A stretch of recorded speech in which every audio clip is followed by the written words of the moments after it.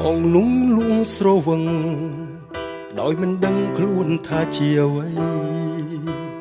វងវែងលើវិថីដ៏សែនអ៊ូអាប់បងវិខ្ចប់លាក់បងកប់ទុកក្នុងទ្រូងដ៏អង្ភពថ្ងៃនេះដាច់ចិត្តរៀបរាប់ពីទុកស្នេហ៍ចិត្តស្នេហ៍ដែលធ្លាស់ធ្លាក់ទោះស្ដាយក្រោយក៏មិនបានផលគឺជាស្រមោលដុតរួលឲ្យឈឺចាប់ទ្វេសល់តែចិត្តដែលស្រវឹងដងងប់ងល់